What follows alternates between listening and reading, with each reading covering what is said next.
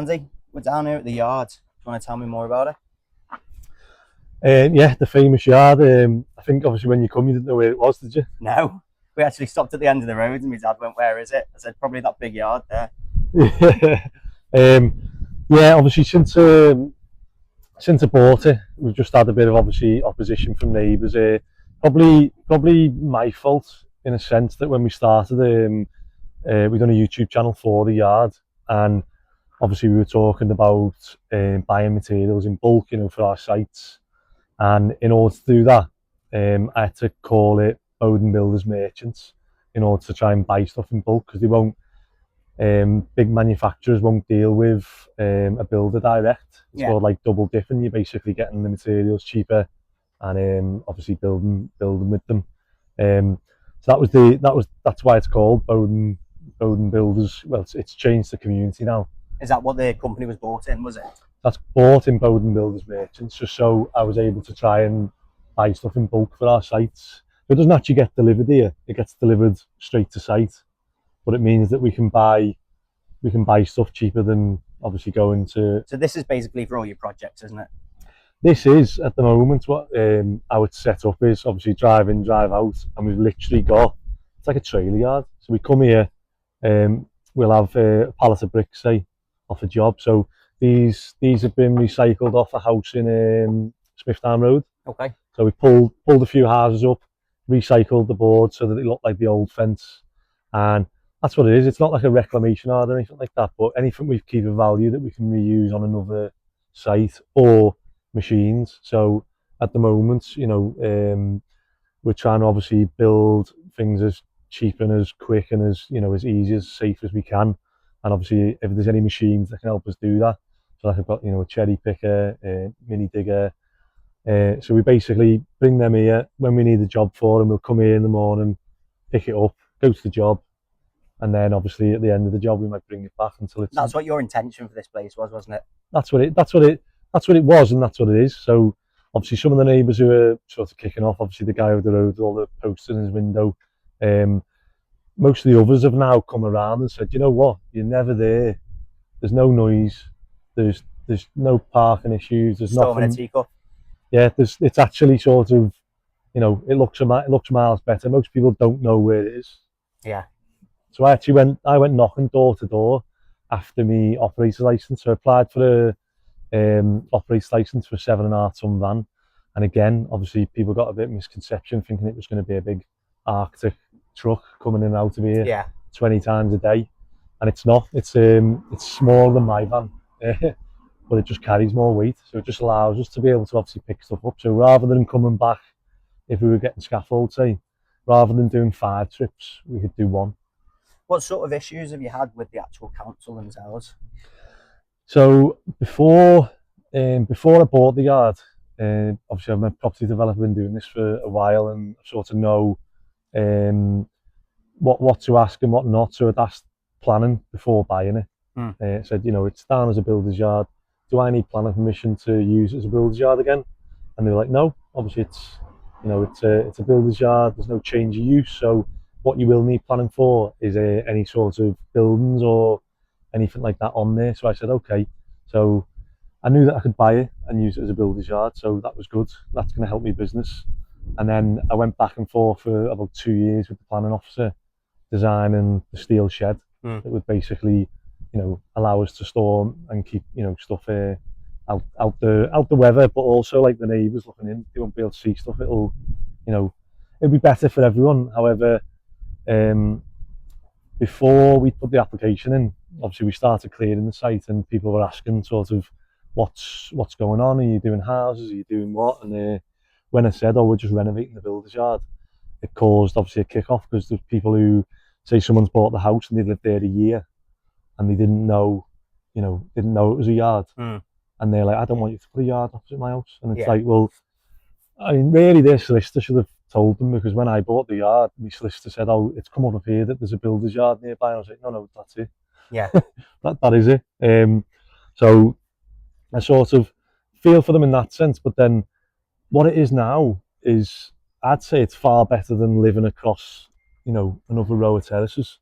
So if we were to if this was terraces, there'd be, 10 terraces, that's the size of it. Yeah. And then you'd have all them terraces would have cars and, noise and disturbances and whatever parties and whatever else you want to say. Like what we're operating it as now is actually probably, one of the nicer things to live opposite. That, all the neighbours you can see now are all parking, managed them parking here, whereas if it was terraces or something else, that you wouldn't have that opportunity.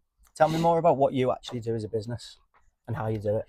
So yeah, I started out obviously doing different trades, and I'm like qualified in most of them now, and obviously started doing extensions, and then started employing people, and it just sort of grew. And what we sort of specialise in is we buy like run down houses. So if you've seen ours, like when I say run down, they're like literally falling down or one wall, or we're like a challenge, and we'll buy it, obviously renovate it, and we started obviously filming what we do day to day. Yeah.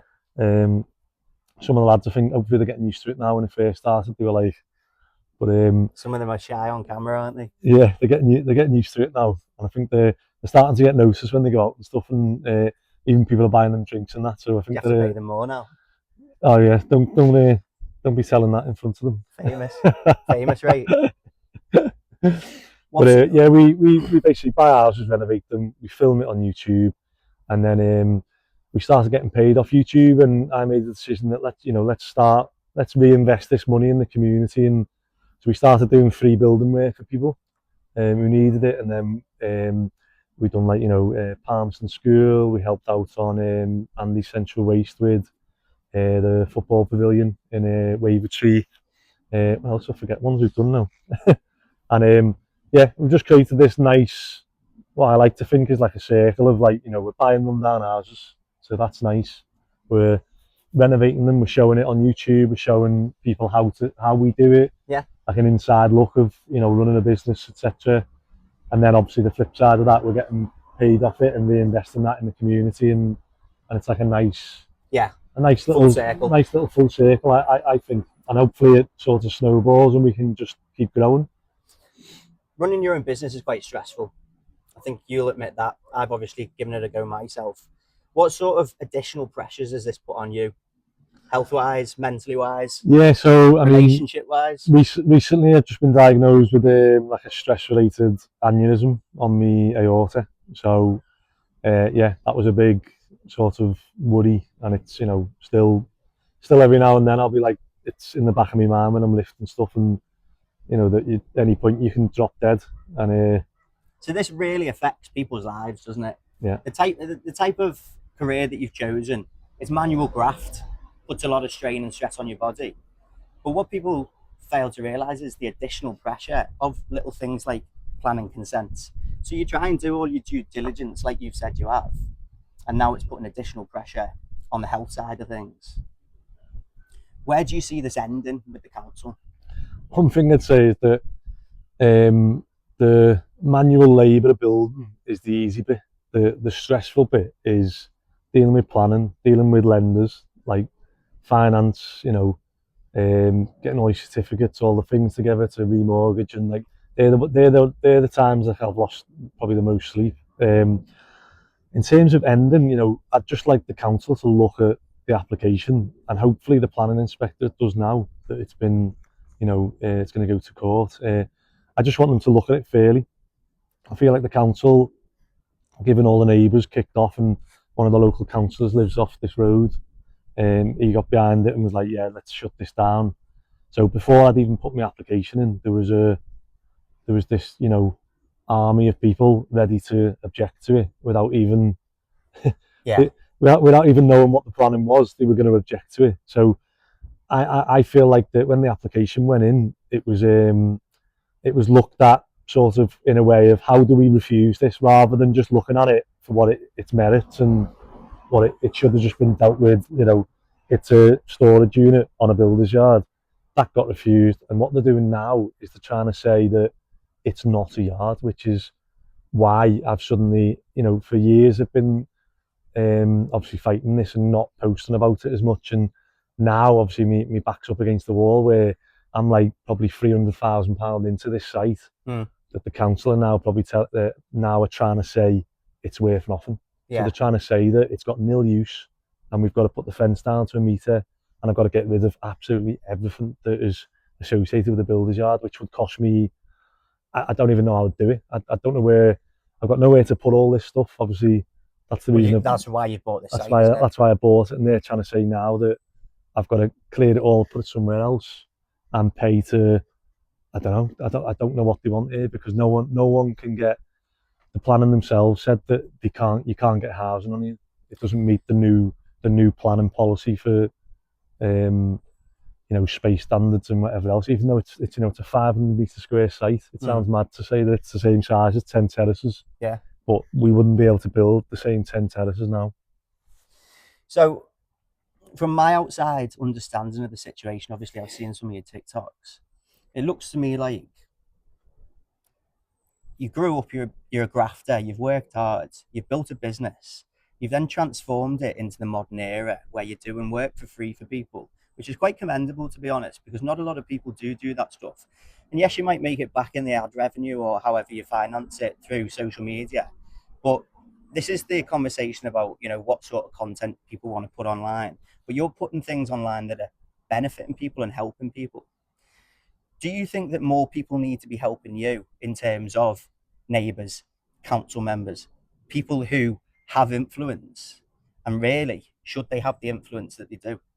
Do you know what? So I've learned a lot since this enforcement notice, because beforehand I was of the opinion that if you buy a house and you put a planning in for a rear extension and 1 million people object and it goes to planning, as long as there's nothing up with that extension, it should be granted. Yeah. It doesn't matter how many people object and whatever. And now my opinion has totally changed, where it's like the whole world's run by people moaning, and it's like either liability or it's just so negative. And I think the planning system is broke in the sense that, when we put our application in, it got objections, and apparently it only had 4 people show support, but I've had more than 4 people send me that they've emailed in. Apparently it only had 4. I've gone knocking door to door on up and down every single street here, and I had like over 100 letters of support. And so people where saying, is this noise coming from? I just think the planning system's broke in the sense that the way it's set up is that if someone applies for an extension, say if your neighbour applies for an extension and you go, got no issues, like you don't tell the planners that. You just don't email. Yeah. But the people who email are the ones who are objecting. So I think I don't know, obviously I haven't got all the answers, I'm not suggesting a better way, but what I'm saying is that for me going round, there's more people who are for this than against it. However, in the planning eyes, they're looking at it going, all we've had is objections. But people don't go out the way to, when you go to a restaurant, most people don't go out the way to leave a good review. But if they have one bad meal, they'll be straight on that night saying, I'm leaving a bad review because I want everyone to know.